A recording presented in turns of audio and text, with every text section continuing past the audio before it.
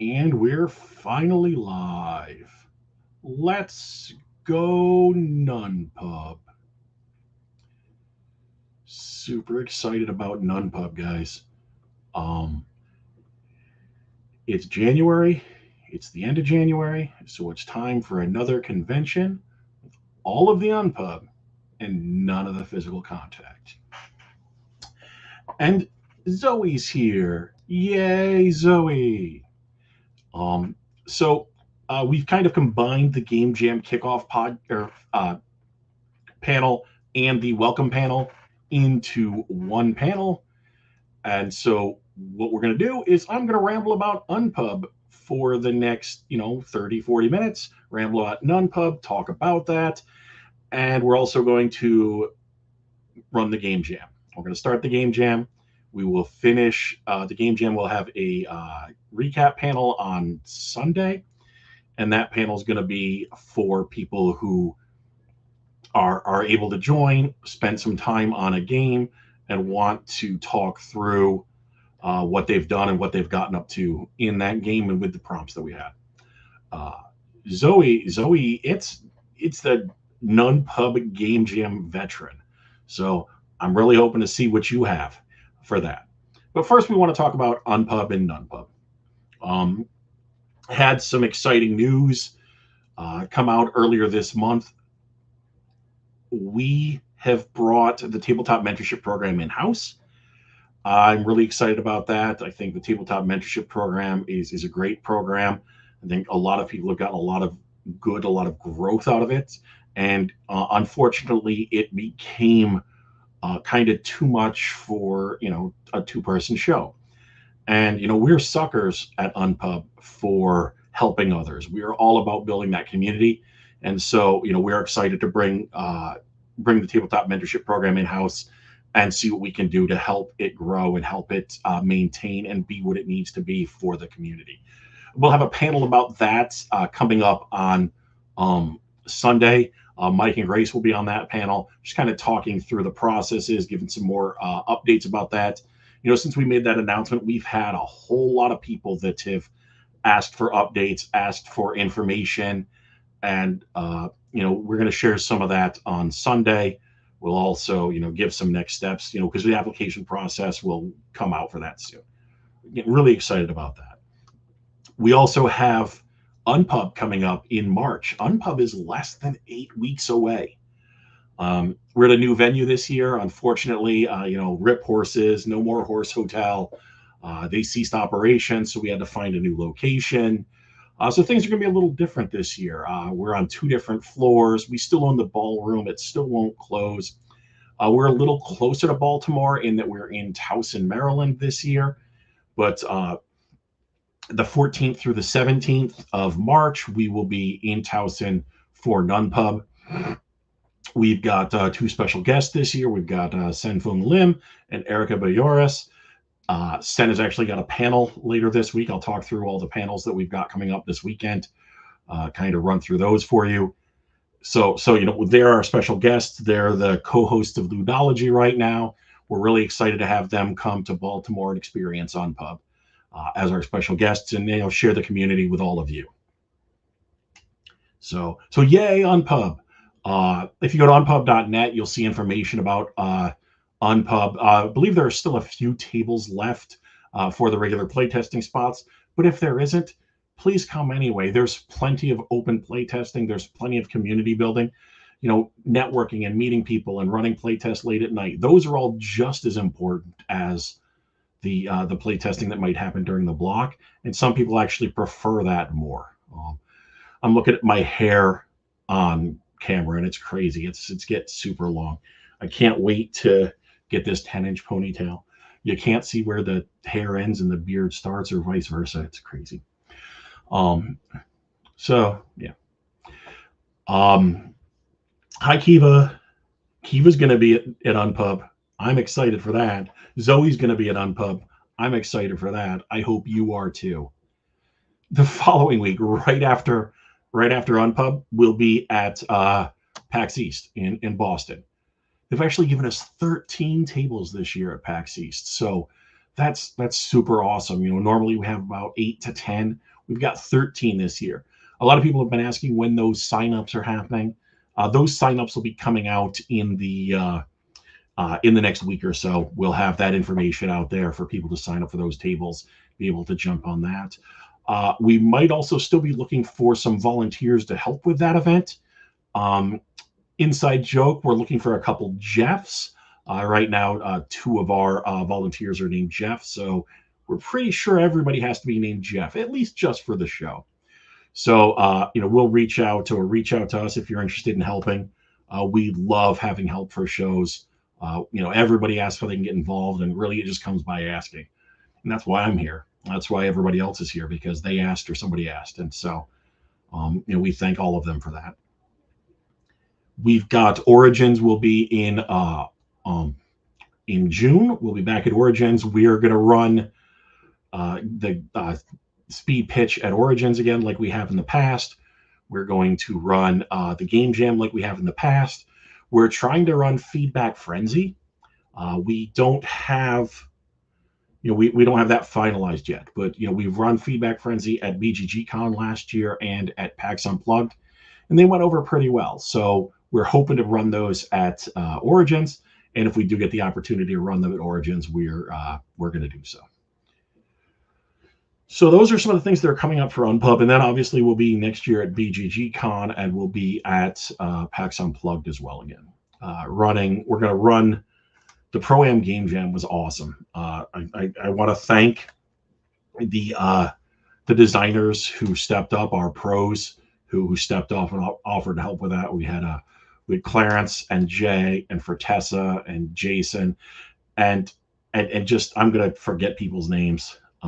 Look, there's Jay Bell now. We had a lot of awesome designers that helped out with that. My co-hosts for that show were awesome. They actually, I started the die rolls and they took over. Kat Dreyer and the lovely Zoe were the co-hosts, and they really made that an event. They took it from being just a game jam to being an event that people were a part of.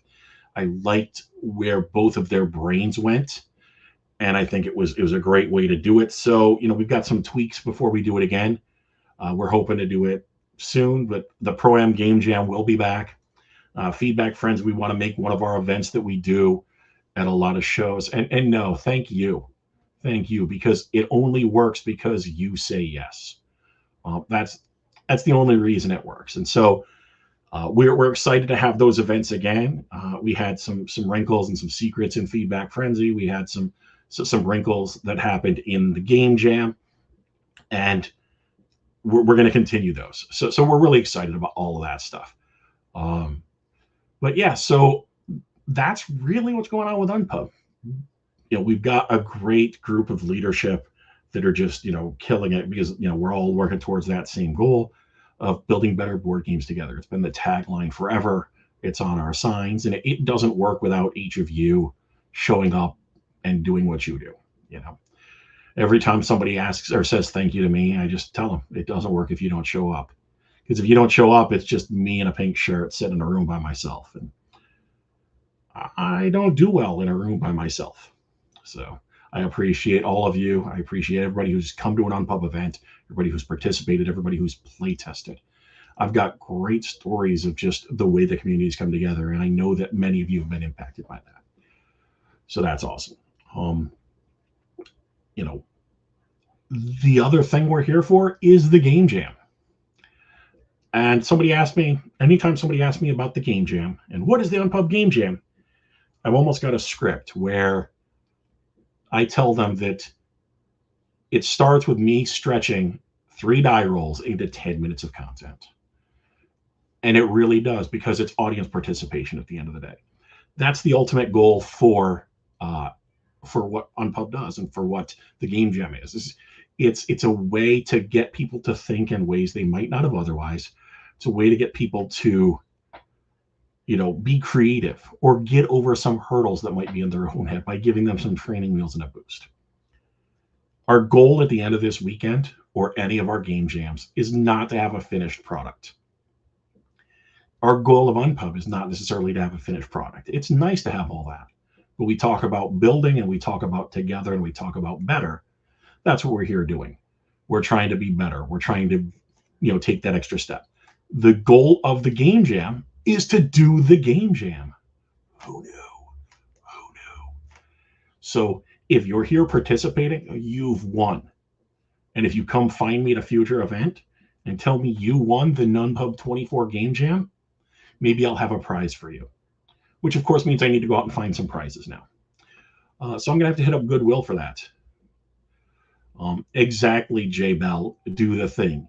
If you do the thing, you did the thing. That's the way, that's the way we talk about it. So what is the game jam? The game jam is a set of training wheels to help you be creative and maybe give you a spark to work on a design or to go somewhere. It's not meant to have a finished product at the end, although that's happened. I know games that have been submitted to publishers. I know games that have been through speed pitch. I'm happy for those things, and I know those designers are proud of those things, and that's great. But it's not the end goal. The end goal is to misinterpret the guidelines that we give you. Again, these are not rules. They're not a prison. They're meant to be guidelines, and we actively encourage you to misinterpret them. The two big stories I tell for this are Corinne Yeager during a Nonepub stream a couple of years ago. The theme had to be about space. This was actually the Button Shy game jam we did in conjunction with them. The theme had to be about space. And so many of the designers went space and rocket ships and exploration. And Corinne comes in with a game about interior design and moving furniture around. And I just thought that was a great way to look at it. And, we had a restriction once that was no cards. So somebody asked if they could have really thin tiles. Absolutely.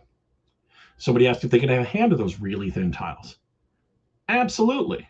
Because Hanabi's just a hand of tiles at the end of the day in the fancy version. But we insisted that they had to call them a hand of thin tiles. It's all tongue in cheek. It's all meant to be fun. If you had fun, you win. And I'm proud of you. And I know that's what you're all searching for in life. But so we want to talk about what these guidelines might be, what these possibilities might be. And so the way we talk about them is we talk about theme, we talk about must have, and we talk about can't have. So the theme, your game must involve this theme in some way. The must have, these are things that your game must have in them in some way. The can't have, it's just a restriction that you can't have that thing in your game. Just not allowed. So for this particular game jam, or potential rolls, if I roll a 1, so we don't have the big inflatable official Unpub perfectly balanced game jam die today. I'm sorry to disappoint all of you. I know you are all really looking forward to that. But again, for this show, we don't have it. What we do have is we have the electronic green screen's not going to work very well. We have the electronic version. So I'm going to roll dice on my phone. So if we roll a 1 for theme, your theme must involve fixing. If we roll a 2, your theme must involve breaking. If we roll a 3, your game must involve dancing is the theme. If we roll a 4, it must involve sailing in the theme. If we roll a 5, your game must involve zines. Yes, zines. If we roll a 6, your game must involve cookies. And the reason your game has to involve cookies is because it's Girl Scout season. And so my snack right now, cookies. So those are our potential theme rolls. Does anybody have any concerns about any of those? Any of those you're looking forward to? Any of those you don't want to see? I think they're all pretty cool. I like the idea of fixing something in your game. There's a lot of ways to go with that. A lot of ways to go with breaking and dancing. Too bad there's no exploding die here, so it had to be breaking dancing. but I don't have a piece of cardboard that big. Sailing, zines, and cookies. Zoe wants to break things. Not surprised. So, all right. So we'll see what we get here. I think there's a lot of different ways we could go with this. Fixing, breaking, dancing, sailing, zines, or cookies. So let me roll this die. And you roll it by shaking your phone. It's glorious. You guys are all going to be happy. Let me see if this works. 2. Your game must involve breaking. So your theme in some way has to involve breaking. I think there's a lot of ways to go in that. You could do a relationship type of breaking thing. You could do just physical breaking. Daniel Solis and Mark McGee made a button shy game called Kintsugi, which was about the fixing after something was already broken. So, there's ways to go about that. So I got to highlight this before I forget that is breaking. So your theme has to involve breaking in some way. All right. Now we're going to move on to the must-haves. And the must-have is an interesting category because the 6th potential role for this is a exploding die. What that means is we roll the die twice. And so we have 2 things that must be in the game. Now, just to keep things under control, we don't need a runaway leader or anything like that. Exploding die don't re-explode. But so if we roll a 6 in the must-have, it's going to be an exploding die. So our must-haves. If we roll a 1, your game must have windows. If we roll a 2, your game must have upcycled components. If we roll a 3, your game must have dexterity. If we roll a 4, your game must have candlelight. And if we roll a 5, you got to have maps. So, I see Zoe is super excited for the upcycle. So that's, it's an interesting one. Somebody had suggested when I reached out on the social medias earlier this week, somebody suggested that you use prototype components or that you must use components from another game. I thought this was an interesting way to kind of expand on that. Somebody else had suggested, recycling stuff to me. And so I think that this was a cool way to do that when I added it to the potential list. So that would be another 2. Is that likely? I would start to question the balance of this official digital D6. But we'll see what happens. Are there any that you don't want to have? Is there any that people aren't looking forward to, people don't want to see? I think dexterity is too easy and too open. So it's not as exciting as some of the others, but I think there's some cool, there's some interesting things here that are, taking it up a step and things like that.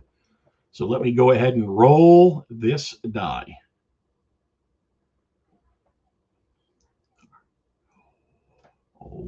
Oh, it's a 6. It's a 6. That means we got to roll twice. We have rolled a 1. That 1 means that your game must have windows. Again, however you interpret that, your game must have windows in it. Could be a component. It could be an action. It could be part of the theme. However you use it, it's got to have windows. And let's see what our second must is.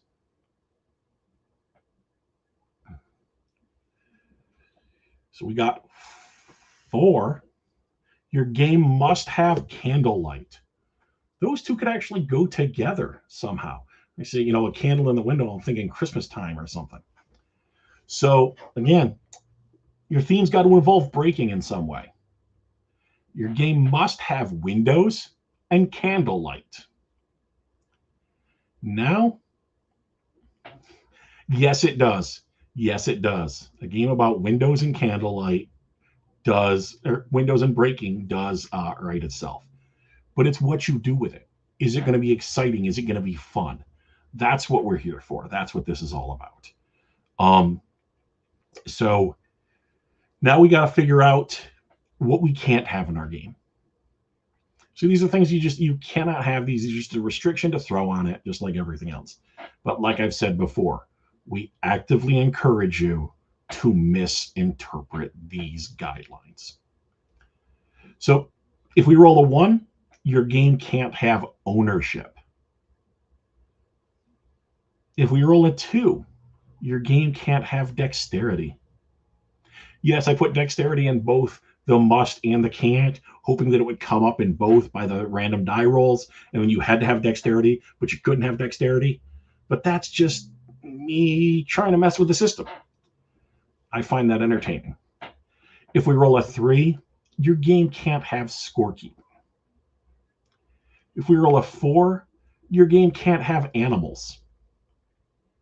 If we roll a 5, your game can't have signs. If we roll a 6, then your game, no restriction.